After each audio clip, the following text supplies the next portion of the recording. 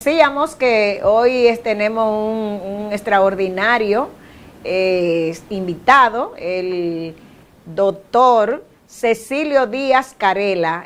Cecilio Díaz Carela, que es profesor universitario de la Universidad Autónoma de Santo Domingo. El profesor Carela fue viceministro, su secretario, ¿verdad?, sí, en el gobierno de Hipólito Mejía, de los recursos costeros y marinos. El licenciado, el doctor Cecilio, pues tiene una vasta experiencia en lo que son los recursos costeros y marinos, y de hecho por eso fue su secretario en el gobierno de Hipólito Mejía. Otro biólogo, un biólogo especialista, le decía, en biólogo marino. Así que bienvenido, doctor, ¿cómo estás? Muchas bienvenido gracias. al programa Palabra a Tiempo. Por la invitación. También aquí al doctor presente y a ti. Y bueno, aquí estamos un rato con ustedes a ver qué podemos conversar.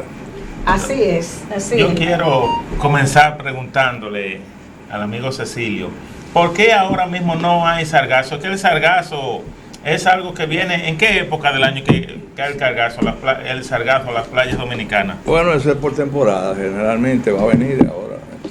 Va a venir la temporada. Ajá. Cuando se acerca la Semana Santa, toda esa época. Ah. Se supone que el sargazo, hay 3 especies que vienen a República Dominicana que flotan, o sea que crean un ecosistema flotante en el mar, pero ahora están viniendo ya hace varios años en mayor cantidad que antes. Y ahí está el sargazo nathan, que tiene unas bolitas que le hacen flotar, el fruitan, como bien lo dice su nombre, que flota, y puede ser que vengan también otros sargazos, ¿no?, como el rigidulum, que también tiene bolitas, y que una vez que se desprenden del momento por las mareas o por alguna razón, se producen en gran cantidad. No sabemos realmente, no se ha estudiado a fondo el problema en lo que se llama el mar de los sargazos, donde se cree que es un mar que queda ubicado ahí en lo que nosotros llamamos el triángulo ¿De las Bermudas? El triángulo, sí, en esa zona, el mar de los sargazos, y que se cree que ahí también desoban las anguilas, que por alguna razón en una época geológica pasada, cuando los continentes todavía no se habían separado bien, había un gran continente llamado la Atlántida, y que ese continente grande, pues ahí ese mar, sí, ese mar que estaba ahí por al frente, pues ahí todo lo que vivía aquí, todo lo que se desarrollaba aquí, pues estaba cerca de ese mar y así ha seguido en el mar, pero no sin el continente que había en esa época. ¿Y el sargazo le hace daño a la piel del ser humano? No tiene por qué hacerle daño. Puede ser útil, porque claro, es un organismo marino, por supuesto, que como tal lo pueden aprovechar industrialmente para la obtención Exactamente, ¿en qué se puede aprovechar? Se puede aprovechar para la obtención de nutrientes, porque tiene cierto gel, proteínas, se puede usar para la fabricación de alimentos de animales. Generalmente se usan más las algas rojas para la obtención de sustancias estabilizadoras en los productos congelados, y así como en los dentríficos, lo que se usan para las pastas de dientes, etcétera. Se usan más porque producen una serie de coloides muy interesantes que pueden tener uso industrial. De hecho, lo tienen, por ejemplo, las algas rojas, Gelidium, ese grupo principalmente, lo llamado así precisamente por su riqueza en gel, o sea, en proteínas sencillas. Pero mire qué interesante. Como la gelatina, por eso se usan para esos propósitos. Bueno, doctora, usted se equivocó, pues yo me voy a coger el invitado para mí. Así que usted tendrá que invitarlo otro día para que usted pregunte a usted. Sí. Porque yo quiero saber, sí, y es algo muy importante que a todos nos importa. En las finales del año pasado se habló mucho de la contaminación de Boca Chica y que ya eso era como una especie de sí, cloaca. Yo quiero que usted nos diga exactamente cuál es la realidad medioambiental de salubridad de Boca Chica, de la playa de Boca Chica, que es la playa nacional. Sí, la playa de la capital, digamos, porque la gente de la capital no tiene otra gran playa como Boca Chica. Imagínense que viven 3 y pico millones. Sí, la capital, bueno, si juntamos capital y provincia de Santo Domingo, sí, pues ahí llegamos a los 3 millones. Pues bien, se dice mucho, el problema es que como se ha construido tanto y hay tantas viviendas allí, el impacto también de los hoteles, los comercios, todo eso, pues no hay duda de que quizás Boca Chica no está teniendo el saneamiento necesario para evitar que aguas contaminadas lleguen a la playa. Especialmente hay ríos subterráneos, como el río Brujuelas, que no se lleva un control de calidad. En control de calidad no estamos muy avanzados. Te voy a decir, la capital, por ejemplo, produce más de 1 millón de metros cúbicos diarios de aguas servidas o aguas, como le llamamos nosotros, aguas residuales. Y de ellas solamente el 5, el 6 o el 7% se trata. Es decir, que en eso de plantas de tratamiento, ahora se está haciendo un esfuerzo en el gobierno de Luis para ver si se rehabilitan una gran cantidad de plantas y se hacen otras nuevas, porque la planta que se hizo en la Sursa no tiene la conexión para recoger las aguas de todos esos sectores que se supone que ella va a limpiar, el agua que va a limpiar. O sea que esa planta no está trabajando a toda capacidad. No, hay que hacer ahora, comenzar a plantar tuberías, drenajes que puedan llegar a la planta para aprovecharla, porque se gastaron muchos millones de dólares en ella, para que esté ahí como un elefante blanco. No, así que está esa obra, como un elefante blanco, ¿no? Exactamente, así mismo, como lo oye. Bueno, pues doctora. Bueno, bueno, y eso que usted no es especialista y mire, usted iba a decir que Boca Chica necesita, el presupuesto del ayuntamiento de Boca Chica necesita tener un renglón especial para el control de calidad de las aguas de Boca Chica. Y eso se gasta dinero porque los ayuntamientos, como tú sabes, cuando Hipólito Mejía, que tú lo mencionaste ahorita, se aprobó que a los ayuntamientos se le diera un 10% del presupuesto nacional, es decir, de lo que llamamos el neto, no el bruto, sino el neto. Y no se les da porque, bueno, Luis ha comenzado con esa idea, porque como ven alumno de Hipólito, él quiere pues hacer la cosa mejor todavía.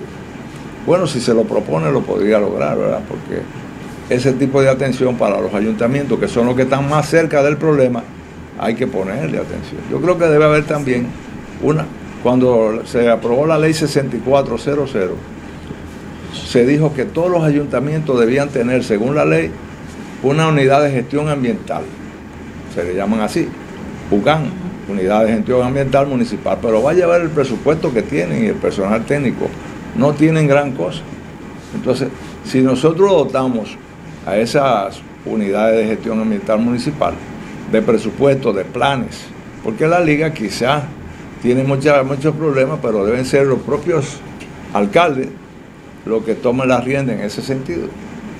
Quizás las unidades de gestión ambiental municipal funcionen y entonces muchos de los grandes problemas que estamos teniendo de contaminación y pérdida de agua, porque el agua que no se trata se pierde y además contamina a otras aguas que están bien, porque contamina los ríos y los acuíferos. Entonces es un problema que República Dominicana tiene que resolver, una tarea.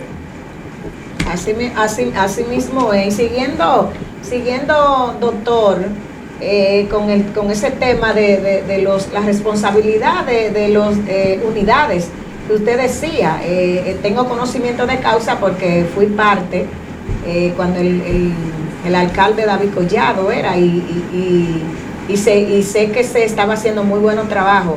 ¿Entiende usted que hay una coordinación entre la Secretaría de Medio Ambiente, como dice la ley, y los ayuntamientos en el término medio ambiente en el país?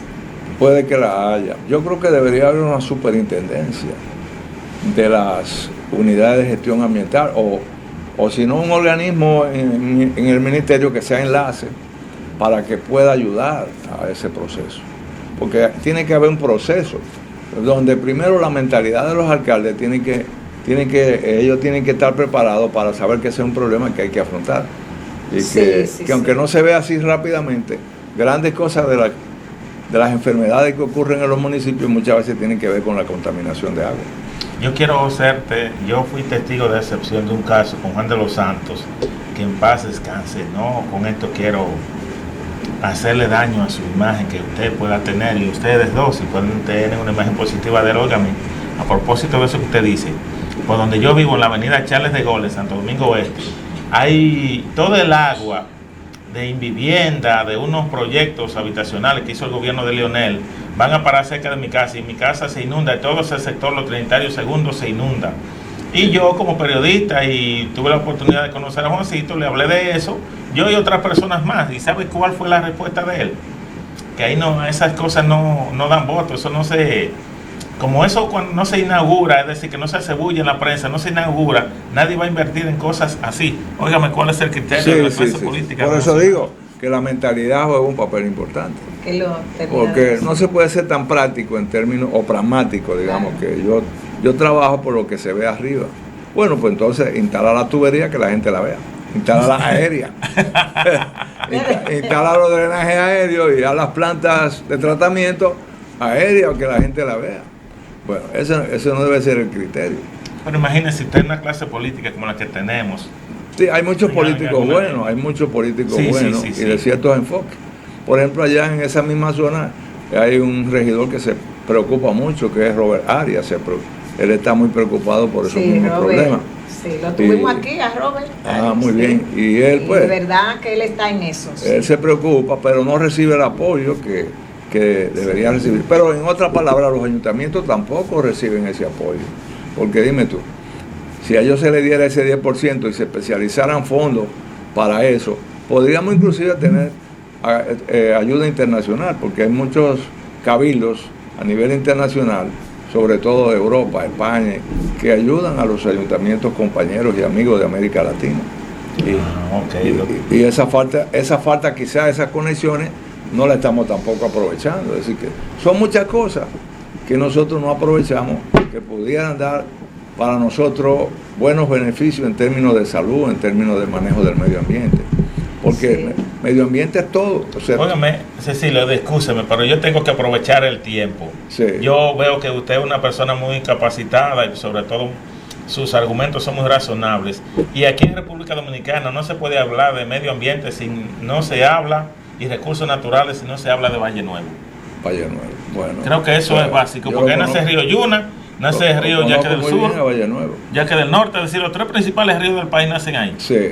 Entonces, ¿cuál es la realidad de Valle Nuevo? ¿Qué se está haciendo? ¿Cuál es la importancia en realidad de Valle Nuevo para los ecosistemas nacionales? Tú sabes que Valle Nuevo es un parque nacional. El Parque Nacional de Valle Nuevo primero fue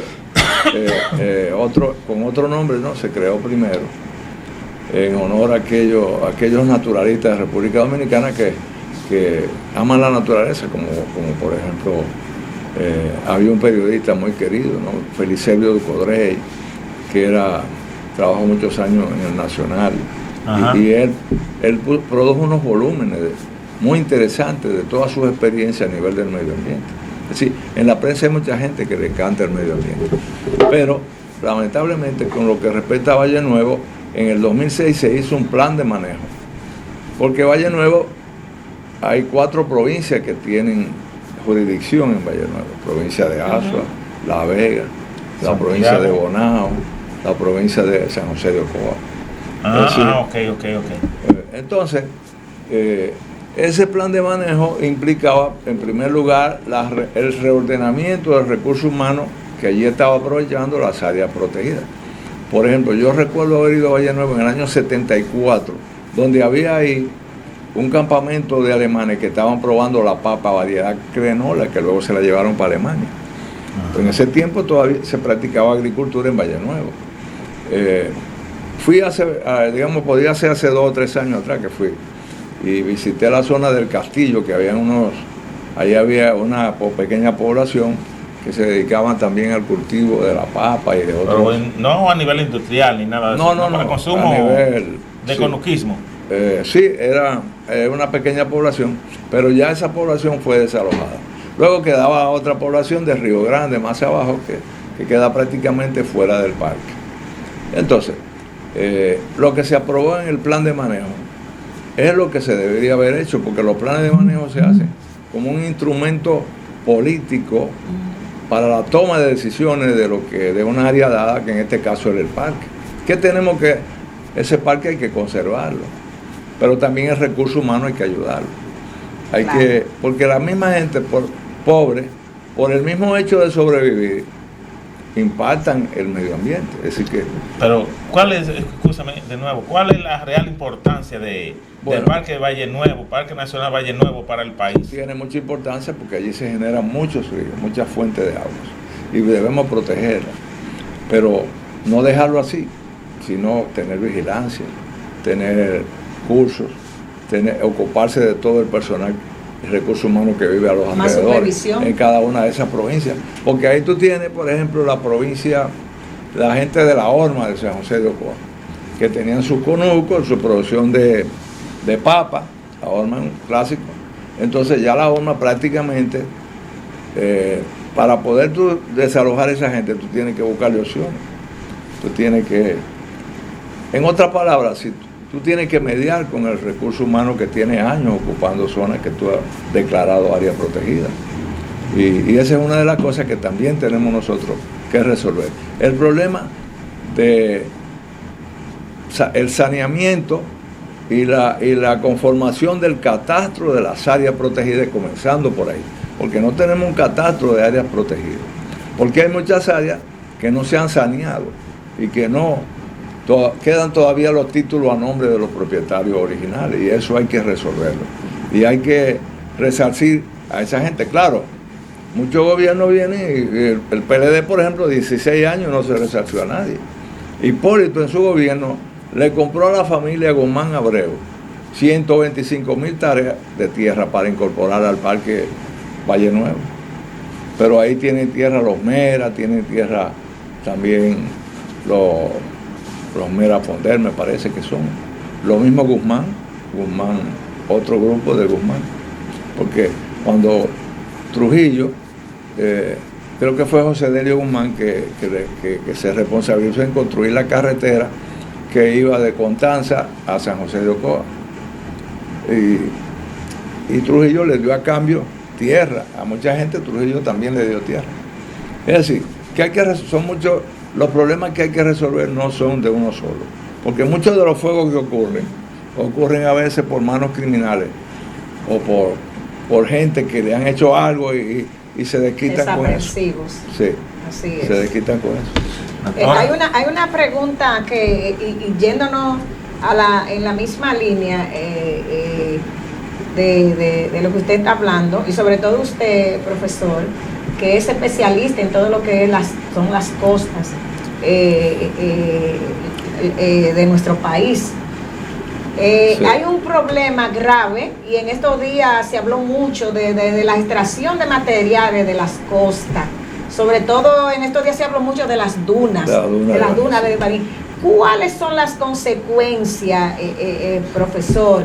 Las consecuencias, qué bueno que el público esté edificado de cuáles son las consecuencias, señores, para la vida humana, claro, para la vida, porque la gente no entiende tomar como recursos económicos para satisfacer las necesidades particulares. Claro. Pero ahí la necesidad de la naturaleza. Sí, porque las dunas son formaciones costeras, que generalmente el mar trae arena y la va depositando ahí. Llegado un tiempo, el mar puede volver por ella, épocas de tormenta, épocas críticas, el mar puede volver por ella. Entonces, cuando tú esas arenas tú las vas retirando, no solo aquí, hay muchos lugares donde se ha hecho daño a la costa, implantando hoteles, casas, etcétera. Y entonces luego han venido esas tormentas y han acabado con todo lo que hay por ahí. Vimos nosotros como la tormenta Jean, la costa de Macao, toda esa zona de Bávaro, Punta Cana, esa tormenta causó mucho daño en esa costa. Porque es que coger 30 kilómetros de playa e impactarlo de la manera como se impactó eso, y como está impactado, es una barbaridad.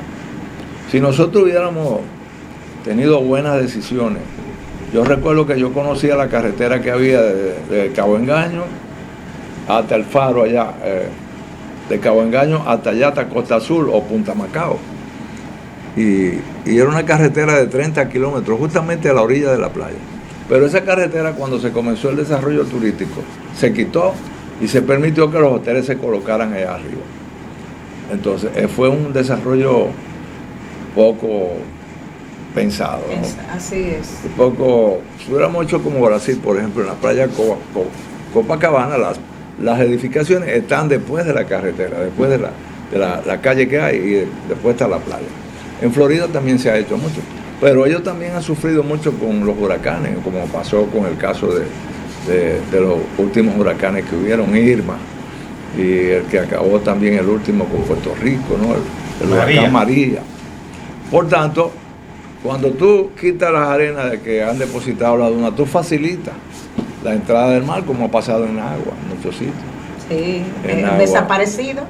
Mire cómo desapareció Matancita. Por eso. Sí, y el mismo pueblo. Matancita sí fue como consecuencia de un terremoto. De un terremoto. Que ocurrió ahí por un, ¿cómo se llama eso? Porque se despegó una parte del cañón, o sea, hubo un derricamiento. Derricamiento del cañón o de la trinchera de Puerto Rico, como se le llama. Y ahí entonces se produjo ese tsunami. Realmente, wow, sí. Porque cuando ocurre un temblor de tierra en el mar, pues el mar busca el equilibrio, el agua busca su nivel, como dice el refrán. Y entonces, si tiene que romper por un sitio para lograr equilibrarse, lo va a hacer. Claro. Entonces, además de que el mar recobra su lugar. Sí, recobra su espacio. Hace poco había un problema en agua que decían que el mar había entrado a un cementerio viejo que había. Sí. Pero fue que se construyó ese cementerio sin ningún criterio, ¿no? de manejo de costa. Como se hace todo aquí. Es que hay un problema, la gente no entiende la necesidad de educarse sobre lo que es el medio ambiente. Yo me alegro de verdad que cuando yo hablo de medio ambiente, yo me emociono porque de hecho soy profesora de medio ambiente. Claro. Y yo sé, la gente no sabe que hablar de medio ambiente, como dijo el profesor, es hablar de vida. Claro. Eso son cosas que a la corta o a la larga, es lo mismo que pasó con el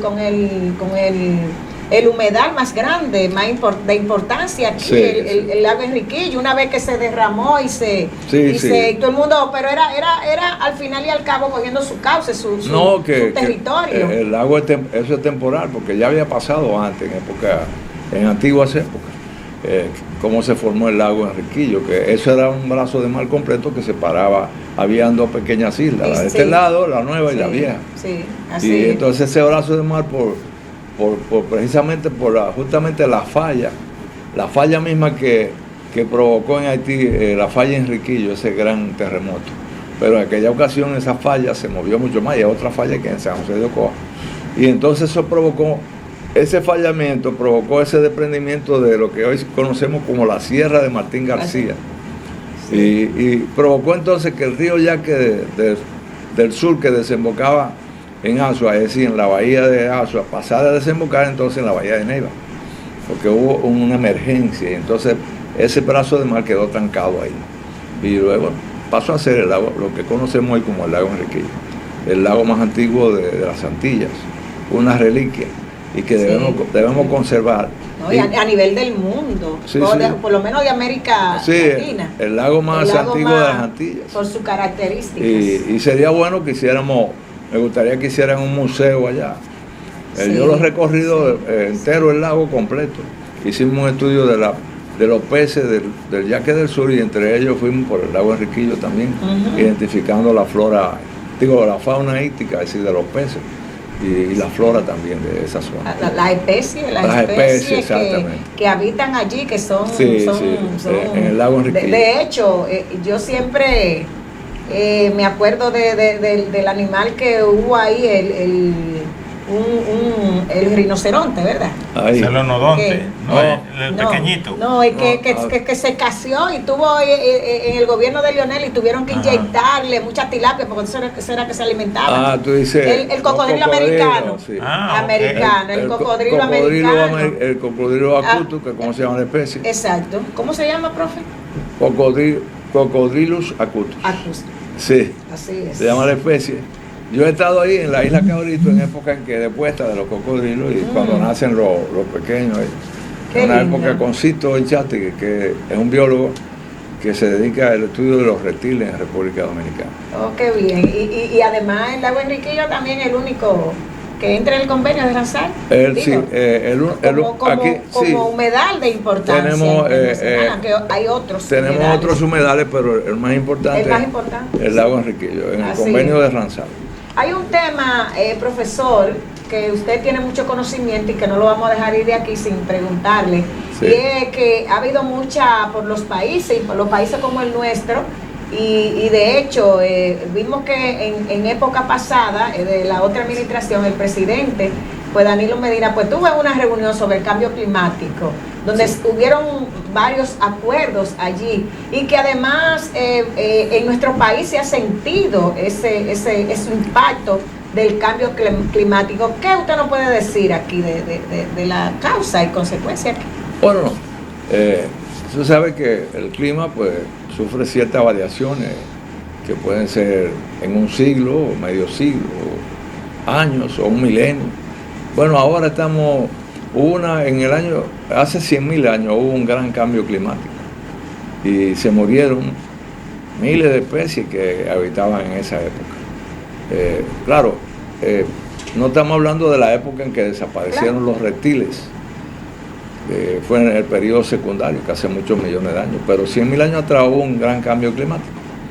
Entonces, lo que yo creo es que pues, muchas cosas que contribuyen a eso que llamamos cambio climático, que incide, ¿no?, en aumento de la temperatura breve, ¿no?, que se espera que la temperatura puede llegar a aumentar medio grado, un grado y pico. Recuerdo que en el año 80 hubo un aumento de la temperatura que no se sabe por qué ocurrió en el mar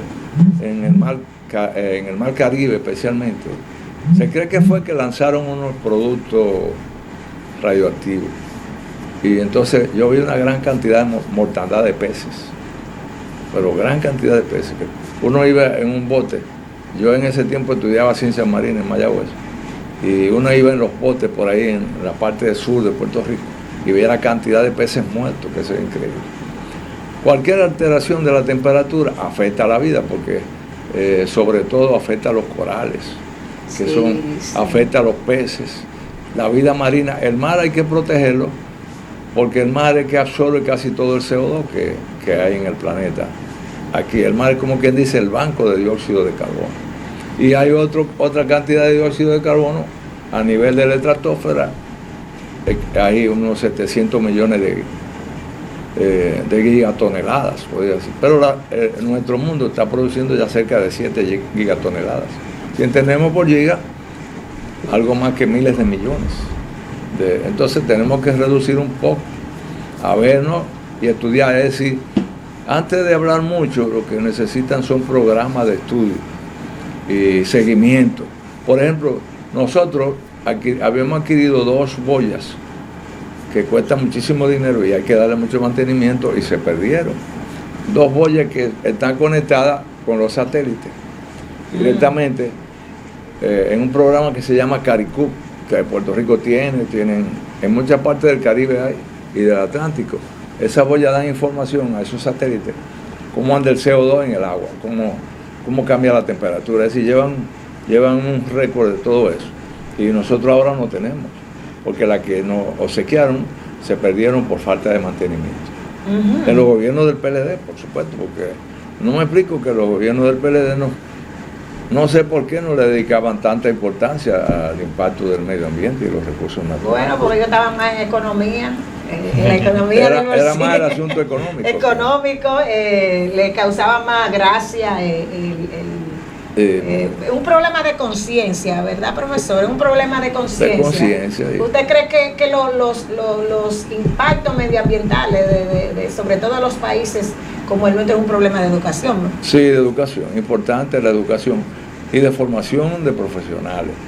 Yo recuerdo que cuando estaba en Taiwán una vez, en el año 82 fui a Taiwán, y allá decían los taiwaneses, nosotros mandamos 50 doctores, 50 candidatos para que tomaran un doctorado en los Estados Unidos.